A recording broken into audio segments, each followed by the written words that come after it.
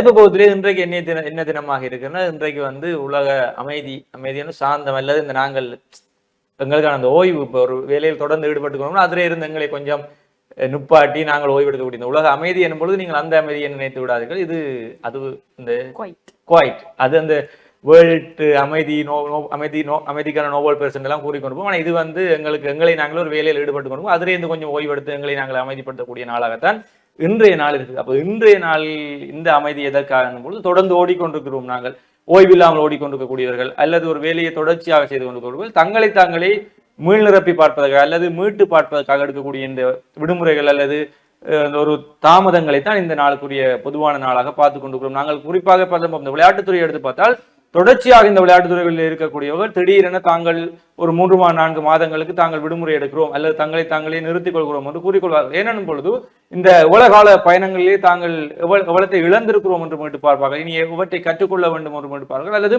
தங்களை தாங்களே ஒரு இடத்திலே நிறுத்தி அதை அனலைஸ் பண்ணி இதன் மூலம் தாங்களுடைய முடிவுக்கு வர வேண்டும் என்ற முடிவை அவர்கள் எடுக்கக்கூடியதாக இருப்பார்கள். பலரும் இந்த விடுமுறை நாட்கள் எடுத்த பிறகு தங்களுடைய ஓய்வை நிரந்தர ஓய்வை அறிவிக்கக்கூடியவர்களும் இருக்கிறார்கள். இப்படி இந்த ஓய்வு எதற்காக தேவைப்படுது என்றால், நாங்கள் நீண்ட காலமாக ஒரு வேலையை செய்து கொண்டிருக்கிறோம், எங்களுக்கு மன அமைதி இல்லாமல் இருக்கிறது அல்லது உள சுதந்திரம் இல்லாமல் இருக்கிறது, உள நெருக்கடி இருக்கிறது. இப்படியான விடயங்களின் போது பலரும் தங்களை நிப்பாட்டி இப்படியான ஒன்றை எடுத்துக்கொள்வாங்க. இது எங்களுடைய மனித வாழ்க்கைக்கு இது தேவையான ஒன்றாகத்தான் இருக்கிறது. தொடர்ந்து ஓடிக்கொண்டிருந்தால் நாங்கள் சரியான பாதையில் தான் ஓடுகிறோமா அல்லது எங்களுடைய இலக்கை நோக்கி தான் ஓடுகிறோமா அல்லது நாங்கள் ஓட ஆரம்பித்த நோக்கமும் அல்லது இப்போது நாங்கள் ஓடிக்கொண்டிருக்கக்கூடிய இடமும் சரியான முறையில் செல்கிறதா என்பதை நாங்கள் பயணித்துக் கொண்டே இருக்கும்போது ஒரு நேரத்திலும் எங்களால் புரிந்து கொள்ள முடியாமல் இருக்கும். எனவே எந்த ஒரு இடத்திலே எல்லா மனிதர்களுக்கும் ஒரு ஓய்வு தேவைப்படுகிறது. அந்த ஓய்வு தான் எங்களை நாங்களே மீட்டு பார்ப்பதற்கும் கடந்து வந்த பாதைகளையும் மீட்டு பார்க்கக்கூடியதாக இருக்கிறது.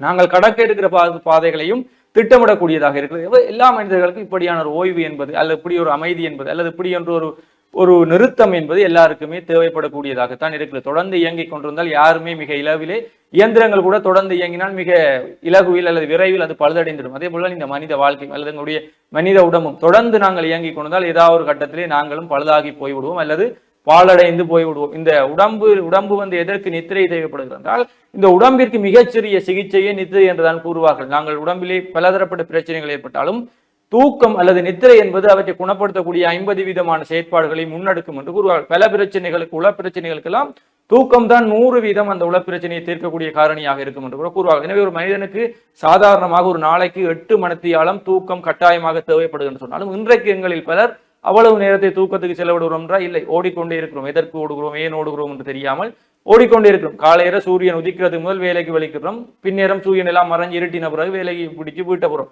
இருட்டோடு ஆரம்பிச்சு இருட்டோட முடிக்கக்கூடிய வாழ்க்கை முறையைத்தான் பலர் வாழ்ந்து கொண்டிருக்கிறோம். பிள்ளைகள் எழும்ப முதல் வலிக்கிட்டு வரக்கூடிய நாங்கள், பிள்ளைகள் நித்திரையா போன பிறகுதான் வீட்டை போகக்கூடிய பெற்றோர்களாகவும் வாழ்ந்து. அப்ப எல்லாருக்குமே ஒரு இடத்திலே ஒரு புள்ளியிலே தங்களை நிறுத்தி தங்களை அமைதிப்படுத்தி தாங்கள் என்ன கடந்து வந்திருக்கிறோம் என்ற விடயங்களை ஆராயக்கூடியதாக இருக்கிறது. அல்லது பலரும் நன்றாக இருக்கக்கூடிய பலரும் திடீரென தங்களை அமைதிப்படுத்திக் கொள்வார்கள். தங்களுக்கு தேவையான இடத்திலே தங்களால் ஒன்றை முடியவில்லை, தங்களால் செய்ய முடியவில்லை, அல்லது பலர் தங்களை நெருக்கடிக்குள்ளாக்கும் பொழுது தங்களை தாங்களே அமைதிப்படுத்திக் கொள்வார்கள். நல்ல எப்படி இருந்த நீ இப்படி மாறிட்டா என்று நாங்கள் திரைப்படங்களில் பார்த்த வசனங்களை பலர்கள் கண்முன்னே காட்டிக் கொண்டு இருப்பார்கள். நன்றாக பேசி தெரிந்தவர்கள், நன்றாக ஓடி ஆடி தெரிந்தவர்கள் திடீரென தங்களை அமைதிப்படுத்தி தங்களை சாந்தமான ஒரு அமைதியான பாதைகளை தங்களை அடுத்த கட்டத்துக்கு நகர்த்தி கொண்டு போவார்கள். அது அரசியலிலும் கூடவாக இருக்கட்டும். ஆனால் அரசியலில் அது ஒரு சாணக்கியத்தனமாக இருந்தாலும் கூட மற்ற இடங்களிலே பலர் தங்களுடைய நெருக்கடிகளை குறைத்துக் கொண்டு தங்களை தாங்களே ஆசுவாசிப்படுத்திக் கொள்வதற்காக இப்படியான ஒரு அமைதியை நாடிக்கொண்டிருக்கார்கள். இதை எங்களுடைய சூப்பர் ஸ்டார் கூறும்பொழுது, தான் என்னதான் கோடிகளில் உழைத்தாலும் அந்த வருடத்தில் ஒரு முறை இமயமலைக்கு செல்லாவிட்டால் அந்த வருடத்தை தான் நிறைவு செய்தது அல்லது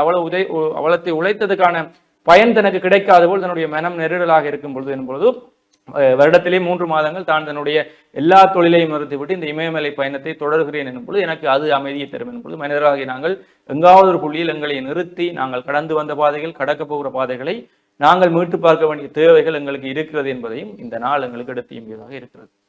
நிச்சயமாக இந்த வேர்ல்ட் குவைட் டே அப்படின்னு சொன்னால் எல்லாருக்குமே இந்த அமைதி சமாதானத்திற்கான நாளா அப்படின்னு ஒரு சந்தேகம் தான் வரும். அதை ஹரிஹரன் வடிவா டிஃபைன் பண்ணியிருக்காரு. என்ன இந்த வேர்ல்டு குவைட் டே அப்படின்னு சொன்னால் என்னட்டு, இந்த அதிகமாக இந்த உளைச்சல் மன சோர்வுகள்ல இருந்து வெளியில வரணும் அப்படின்றதுக்காக பல மனிதர்கள் கையில் எடுக்கக்கூடிய ஆயுதமாக இந்த குவைட் அப்படின்ற ஒரு விஷயம் இருக்குது. டீச்சர்ஸ் மாதிரி தான் அடிக்கடி சொல்வார்கள், ப்ளீஸ் குவைட் அப்படின்னு சொல்லி.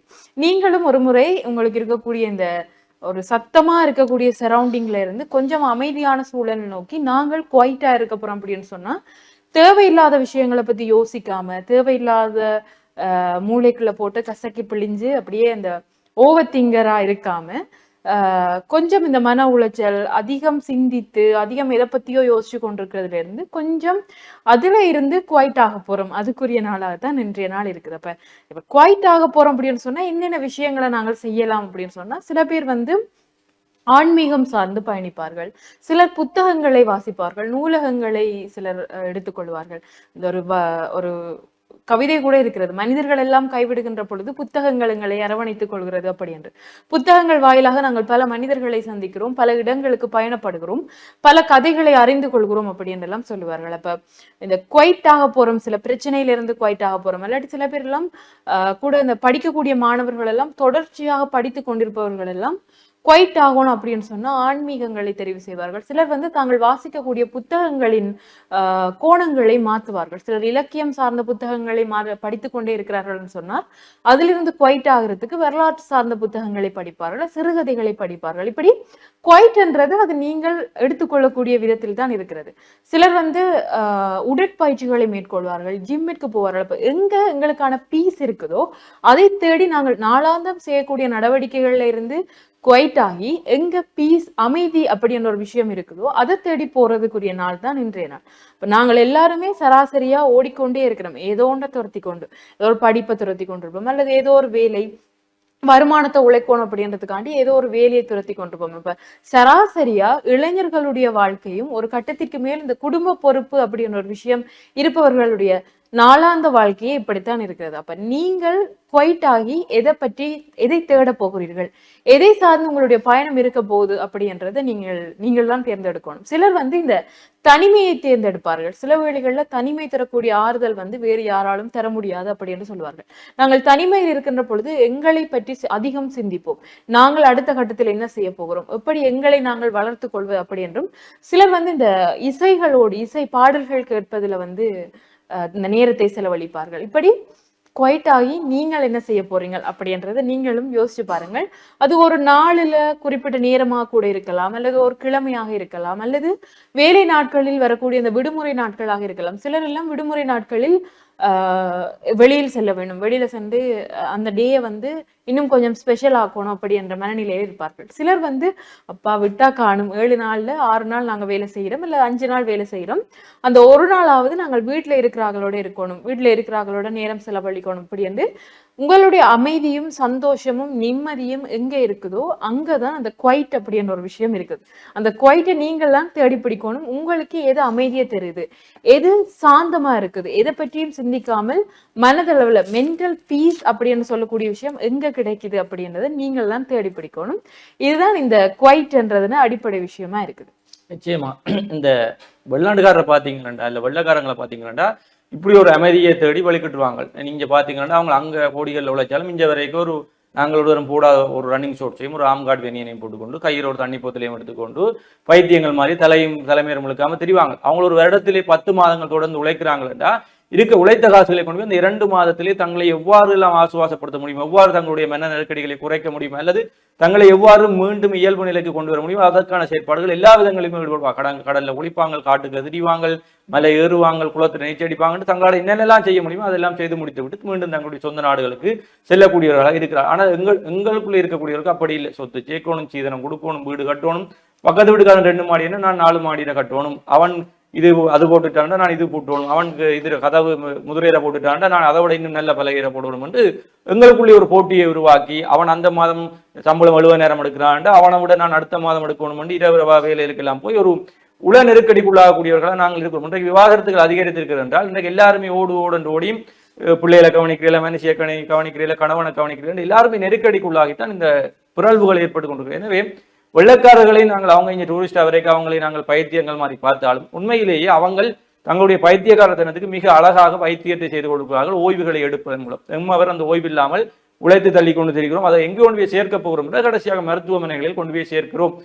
கடைசி காலங்கள் கூட வருத்தம் இதுக்கு கோடியாக கொட்டி தருகிறோம். அதற்குள்ளே பிள்ளைகள் மீது அன்பை பகிர்ந்தோம், அதை பகிர்ந்தோம், இதை பகிர்ந்தோம் என்றால் தெரியாமலே இருக்கிறது. எனவே இந்த ஓய்வு என்பது எங்களுக்கு தேவையான ஒன்று, அமைதி என்பது தேவையான பதட்டப்பட்டு கொண்டிருக்கக்கூடிய இந்த மனதுக்கு அல்லது இந்த சமூக வலைத்தளங்களுக்கு இந்த காலத்திலே மனம் எப்போதுமே பதட்டமான சூழ்நிலை தான் இருக்கும். நல்லா நாங்கள் எங்களை நாங்கள் தயார்படுத்தி இன்றைக்கு சந்தோஷமா இருப்போம் என்ற ஒரு பேசுகத்தில் வந்து அங்க ஒரு ஆக்சிடென்ட் வீடியோ பார்த்தோம், அந்த நாள் முழுக்க எங்களுக்கு இயலாமையே போயிடும். அல்லது ஒரு கொடூரமான காணொலியை பார்த்தோம், அல்லது இன்றைக்கு சில உறுப்பினர்கள் ஆட்டக்கூடிய உரைகளை பார்த்தா கூட உங்களுக்கு டென்ஷன் ஆகும். இல்ல சில பேர் போட்டோவை பேசுகிற அல்ல சில பேர்ட்ட வீடியோக்களை பார்த்தாலே டென்ஷன் ஆகக்கூடிய நிலைமைக்கு நாங்கள் ஆகிக்கொண்டிருக்கிறோம் எனும் பொழுது இந்த சமூக வலைத்தளங்களில் நிகழ்ந்த இந்த காலத்தில் மனம் எப்பொழுதுமே ஒரு பதற்றமா பதபதப்பாவே இருக்கும். எனவே இந்த இடங்களில் எங்களுக்கு அமைதி தேவை. தொடர்ச்சியாக ஓடிக்கொண்டிருக்காதீர்கள், ஓய்வு தேவை. குடும்பத்திற்காக கொஞ்சம் நேரம் செலவிடுங்கள். அந்த சில பேருடைய அமைதியை குடும்பத்தோடு செலவிடுவது கூட நல்லாக இருக்கும். பிள்ளைகளோடு செலவிடுங்கள், பிள்ளைகளுக்கு உங்களுடைய அன்பை பரிமாறுங்கள். அது பிள்ளைகளை இன்னொரு பக்கம் திரும்பாமல் பார்க்க, பெற்றோர்கள் கொடுக்காத அன்பு வேறொருவர் காட்டும் பொழுது பிள்ளைகள் இலகுவாக அவர்களோடு சென்றுவிடும். இன்றைக்கு இந்த சிறு வயது காதல்களுக்கு எல்லாம் அதுதான் காரணமாக இருக்கிறது. இன்றைக்கு அழகாக பிள்ளைகளை கவர்வதற்கெனவே மண்டைக்கு டை அடிச்சு கீரிப்புள்ள வெட்டெல்லாம் வெட்டி கிழிஞ்ச ஜீன்ஸுகள் செட்டுகள் எல்லாம் போட்டு அழகா படியல் செட்டுகள் பொம்பளை பிள்ளைகள் செட்டுகள் எல்லாம் தெரியுது. அப்ப வீட்டு அப்பா அம்மா ஒரு அன்பை கொடுக்காம விட்டோன்னே ஓடி போய் மானே தேனே என்று 2 கவிதையை போட்டு இதுகளை வாங்கி கொடுத்தோன்னா பிள்ளைகள் அவர்கள் பக்கம் மிக இலகுவாக சென்று விடுகிறார்கள். உண்மையிலேயே வீட்டிலே கிடைக்காத அன்புதான் பிள்ளைகளை இன்றைக்கு தடமாறி செய்ய வைக்கக்கூடிய விடயமாகவும் இருக்கிறது. எனவே கொஞ்சம் ஓய்வெடுங்கள். எடுக்கக்கூடிய ஓய்வை உங்களுடைய மனதுக்கு இதமாகவும் உங்களை சார்ந்தவர்களுக்கு இனிமை கொடுக்கக்கூடியதாகவும் மாற்றிக்கொள்ளுங்கள் என்பதுதான் இந்த உலக அமைதிக்கான நாளிலே நாங்களும் தொடர்ச்சியாக ஓடிக்கொண்டிருக்காமல் எங்களை நாங்களே ஒரு இடத்திலே நிறுத்தி கடந்து வந்த பாதைகளையும் கடக்க போகிற பாதைகளையும் நாங்கள் ஆராய்ந்து எங்களுடைய மனதுக்கு இடம் கொடுக்கக்கூடியதாகவும் எங்களை சார்ந்தவர்களுக்கு இனிமை கொடுக்கக்கூடியதாகவும் இந்த ஓய்வை அல்லது அமைதியை மாற்றிக்கொள்வோம் என்று கூறிக்கொண்டு நாங்களும் உங்களிடமிருந்து விடைபெற்று செல்ல போகிறோம். மற்றும் ஒரு நிகழ்ச்சியில் உங்களை சந்திக்கும் வரை உங்களிடமிருந்து விடைபெற்று செல்லக்கூடிய நான் என்று உங்கள் அன்பின் ஹரிஹரன் மற்றும் ஹார்த்தியாயினி. நன்றி நேயர்களே.